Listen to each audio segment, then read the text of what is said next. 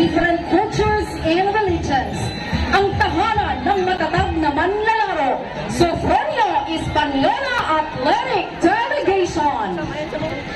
Headed by Honorable Abner Rafael M. Tisorio, Honorary Delegation Head. Honorary Assistant Delegation, Honorable Vice Mayor Marcita C. Acoy.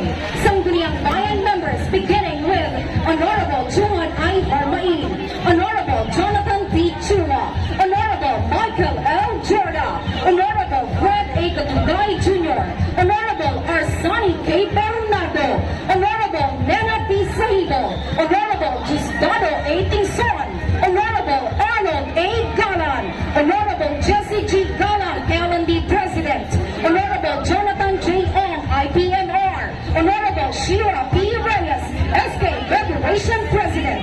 The department heads, beginning with the Secretary to the Sangguniang, Ms. B. Kenneth G. Aban, Engineer Isagani P. Garay, Municipal Engineer, Dr. Rodora P. Tingson, Municipal Health Officer, Madam Mary Grace B. Delatore, RSW, MSWDO, Mr. Nestor A. Asad, MPA, EMP, MDRRMO, MGSO, OIC, Engineer Jeffred P. Diaz, Leader OIC, Mr. R.C. A. Mansul, MBO, Ms. Wilma M. Lubot, MTO, Mr. Edmundo A. Bacosa, Municipal Assessor, Ms. Alice Priscilla D. Quinto, CPA, Municipal Accountant, Mr. Absalom C. Bukayan, HRMO, Mr. Sam S. Tingson, MCR, Ms. Livra M. Baho, MAO, Mr. Melchor Briones, Menro, Ms. Roberta P. Reyes, MPDC, OIC, Mr. Steve Manzur, Administrative Officer there, Mr. Mark Anthony T. Bona, Municipal Sports Coordinator, BPA,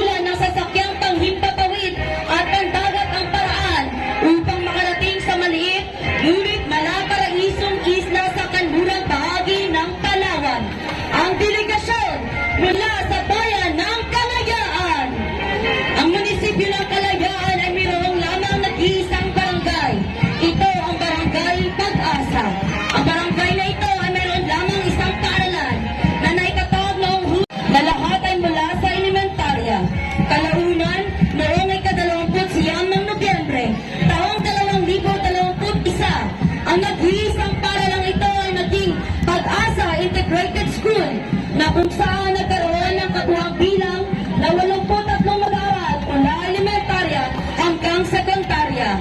Ang pagkakaroon ng Pag-asa Integrated School sa islang ito ay isang malaking tanda at patunay na ang bayan ng Kalayaan sa West Philippine Sea ay totoo ang pagmamayari ng bawat Pilipino.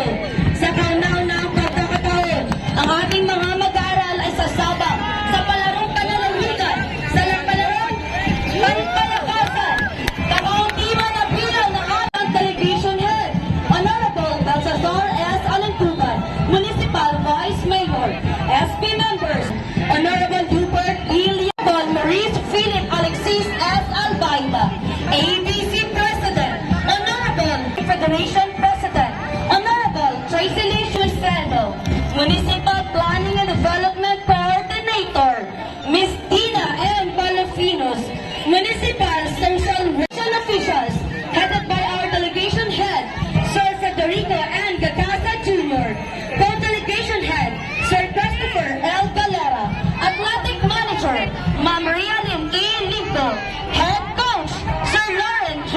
V. Ricudo. Once again, lalawigan ng Palawan, Ladies Paul Maurice Philip Alexis S. Albaida, ABC President, Honorable Tini Pumacedo, Municipal Planning and Development Coordinator, Ms. Tina M. Balafinos, Municipal Social Welfare Ilagrata, Municipal Treasurer Office, Ms. Romulan B. Esler. Once again, lalawigan ng Palawan, Ladies. Maraming salamat, Kalayaan Athletic Delegation. Ipalarong Panlalawigan 2024. TV, travel time is about 1 hour and 45 minutes. Several jeepneys, buses, and shuttle vans operate between Nara and Puerto at Cuarte Terminal, Barangay San Jose. The people of Nara recognize the Nara Palawas, the rice granary of Palawan, realize on farming, dominate the place mixed with Cebuanos, Ilocanos, Tagalog, Batangueños, Maranaos, and the indigenous groups of the province. The rest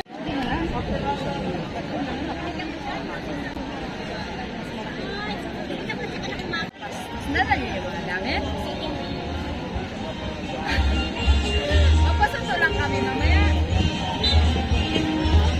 Oo. Sabihin tayo sila yung alam mo.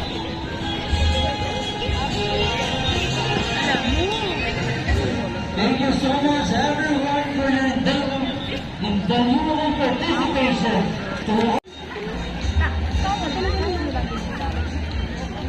Ano ba yan?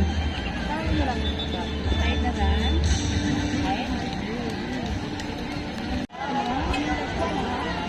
Paanda rin sila paupo na. Magandang hapon, lalawigan ng Palawan. Magandang hapon,